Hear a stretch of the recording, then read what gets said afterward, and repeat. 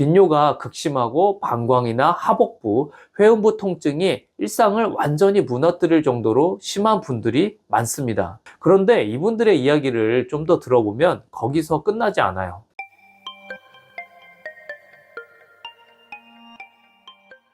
안녕하세요. 자율신경을 연구하고 치료하는 황상철 원장입니다. 오늘은 여성분들이 절대 혼자 참아서는 안 되는 질환, 바로 방광류, 즉 골반 장기 탈출증에 대해서 이야기해 보려고 합니다. 아래가 묵직하게 빠지는 것 같다. 소변을 봐도 시원하지 않고 잔뇨감이 너무 심하다. 길을 걷거나 오래 서 있으면 질 쪽에 뭔가 볼록하게 만져진다. 이런 증상으로 남모를 고통을 겪고 계시는 분들이 정말 많습니다. 병원에서는 방광이 내려앉았다, 자궁이 빠졌다 진단하는데 막상 약을 먹어도 그때뿐이고 수술은 무서워서 병을 키우다 오시는 분들도 많이 뵙습니다. 그런데 여러분, 방광이 내려온 이유가 정말로 그 부위에 근육이 약해져서 그런 걸까요? 한의학 관점에서 보면 이것은 단순한 국소 문제가 아닙니다. 우리 몸의 중심축, 즉 머리 꼭대기 두개골부터 엉치뼈, 청골까지 이어지는 전체 구조가 무너졌다는 강력한 신호입니다. 오늘 1편에서는 통합의학적 시선으로 골반 장기 탈출증이 도대체 무엇인지, 왜 생기는지, 그리고 어떻게 진단하고 구분하는지를 깊이 있게 다뤄보겠습니다. 치료와 예방법은 2편에서 이어집니다. 끝까지 보시면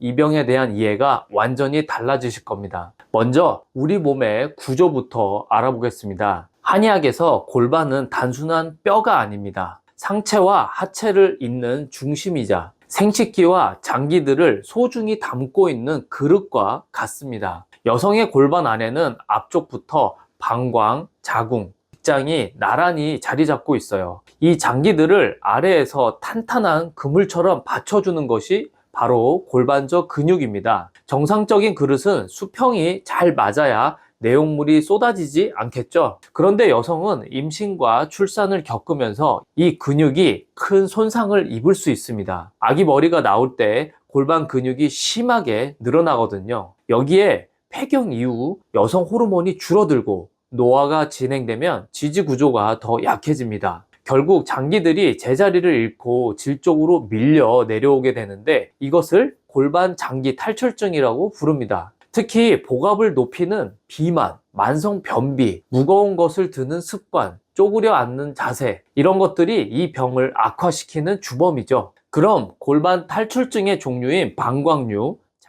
자궁 탈출증, 직장류, 이런 것들은 어떻게 구분할까요? 많은 분들이 뭐가 내려오긴 했는데 이게 자궁인지 방광인지 모르겠어요 라고 하십니다. 사실 이 장기들은 한 배를 탄 것과 같아서 90% 이상은 같이 내려오는 복합적인 경우가 많습니다. 하지만 주된 위치에 따라서 구분하는 방법이 있습니다. 첫 번째, 방광류입니다. 방광이 질 앞벽을 밀고 내려오는 것인데요. 질 입구 위쪽 12시 방향이 볼록하게 튀어나왔다면 방광류일 확률이 높습니다. 만져보면 말랑말랑한 풍선 같은 느낌이 들기도 합니다. 두 번째, 자궁 탈출증입니다. 자궁 자체가 내려오는 건데 질 안쪽 깊숙한 곳에서 딱딱한 자궁 경부가 만져진다면 이것은 자궁 탈출증입니다. 세 번째로 직장류입니다. 항문 쪽인 질 뒷뼈 6시 방향이 볼록하게 만져진다면 직장이 밀려 나온 직장류에 해당합니다. 이 세 가지가 동시에 복합적으로 나타나는 경우가 매우 흔하기 때문에 정확한 진단이 정말 중요합니다. 자, 여기서부터가 오늘 영상의 핵심입니다. 저는 환자분들을 볼 때 두개청골 관점을 매우 중요하게 봅니다. 우리 몸의 척추는 머리끝 두개골부터 엉덩이 한가운데 있는 청골, 엉치뼈까지 하나로 연결되어 있습니다.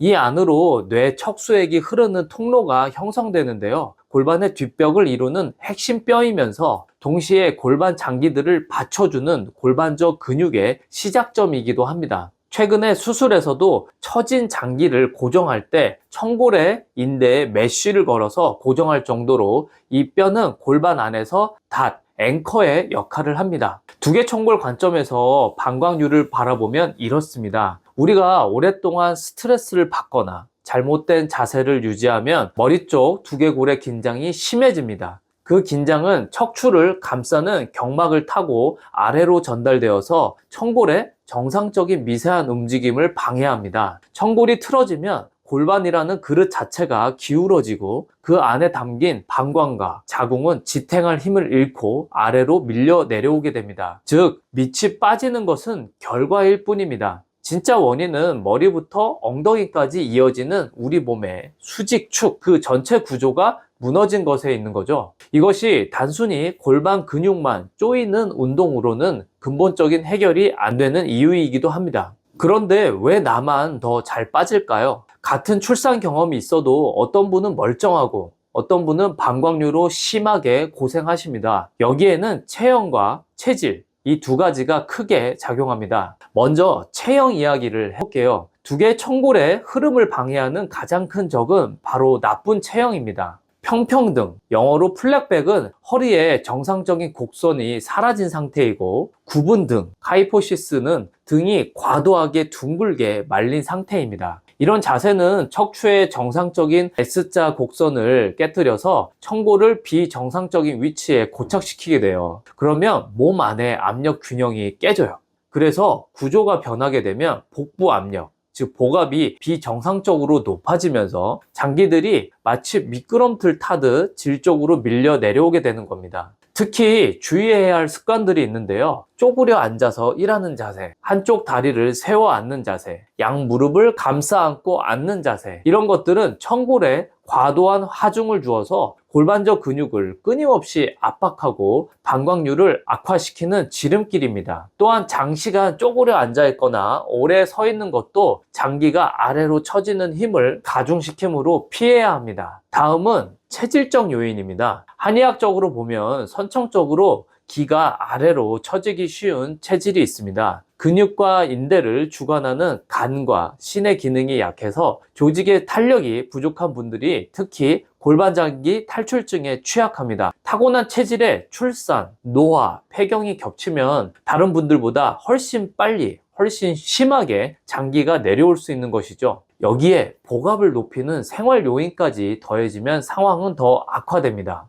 비만은 골반 내 장기를 지탱하는 조직에 지속적인 압박을 가하는 주요 위험 인자이고요. 만성 변비로 화장실에서 과도하게 힘을 주는 습관, 만성 기침으로 복압이 반복적으로 치솟는 것, 그리고 무거운 물건도 자주 들어야 된다면 이런 것들이 모두 골반 지지 구조에 큰 무리를 주게 됩니다. 자, 이제 제가 직접 진료실에서 만난 환자분들의 이야기를 들려드릴게요. 사실 저는 간질성 방광염 혹은 방광 통증 증후군으로 오시는 환자분들을 많이 뵙습니다. 그런데 이분들이 방광 통증만 호소하시는 게 아니에요. 꽤 높은 빈도로 밑이 빠지는 느낌을 함께 이야기하십니다. 주로 60대 이상 여성분들인데요. 처음에는 이렇게 오십니다. 원장님, 소변을 하루에 20번, 30번도 넘게 봐요. 방광이 찢어지는 것 같고 아랫배, 회음부, 질 쪽까지 통증이 너무 심해요. 빈뇨가 극심하고 방광이나 하복부, 회음부 통증이 일상을 완전히 무너뜨릴 정도로 심한 분들이 많습니다. 그런데 이분들의 이야기를 좀 더 들어보면 거기서 끝나지 않아요. 서 있기가 너무 힘들어요.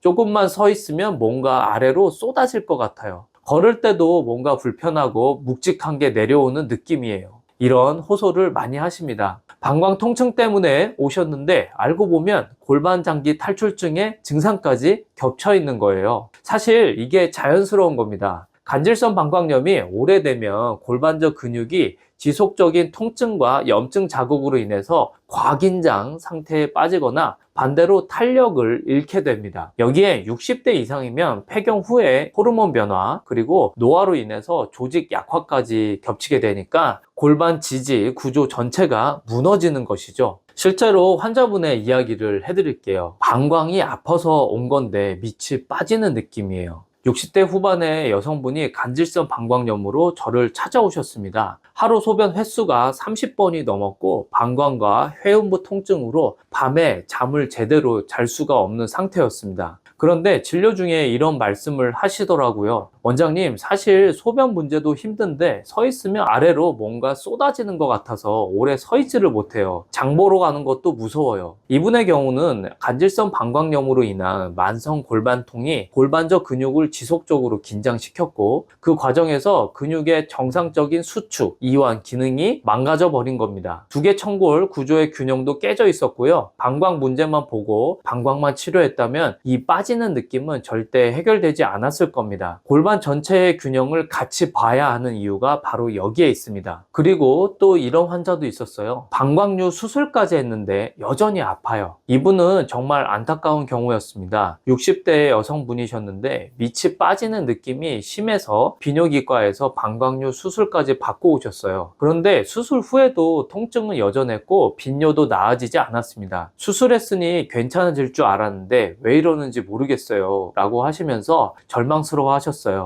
확인해보니 이분의 원인은 방광류뿐만 아니라 간질성 방광염으로 인한 만성 골반통과 골반저 근육의 곽인장도 원인이 있었습니다. 장기가 실제로 내려온 부분도 있었지만 그보다 더 큰 문제는 골반 전체의 신경과 근육이 만성 염증과 통증으로 엉망이 된 상태였던 거예요. 수술은 했지만 그 구조를 망가뜨린 원인은 그대로 남아 있었던 겁니다. 이런 분들을 만날 때마다 느끼는 것이 있습니다. 밑이 빠지는 느낌의 원인은 하나가 아니다. 단순히 장기가 내려왔으니 올려서 고정하면 끝나는 문제가 아니라 왜 그렇게 되었는지, 골반 전체의 신경과 근육, 체형의 균형이 어디서부터 무너진 것인지를 함께 봐야 진짜 해결이 된다는 겁니다. 그리고 이렇게 골반 장기 탈출증, 방광류라는 질환이 간질성 방광염과 같은 난치 질환과 같이 발병할 수도 있다는 사실도 아셔야 합니다. 구조적으로 보면 이해할 수 있지만 한 부분만 보면 내병이 도대체 뭔지 원인을 찾다가 병원만 여기저기 다니게 되니까 꼭 참고하세요. 자, 오늘 1편에서는 골반 장기 탈출증이 무엇인지, 방광류와 자궁 탈출증과 직장류를 어떻게 구분하는지, 그리고 한의학적으로 두 개 청골의 구조와 체형, 체질이 이 병에 어떤 영향을 미치는지 깊이 있게 알아보았습니다. 실제 환자 사례를 통해 정확한 진단이 얼마나 중요한지도 느끼셨을 거예요. 그런데 진단만큼 중요한 것이 바로 치료와 예방입니다.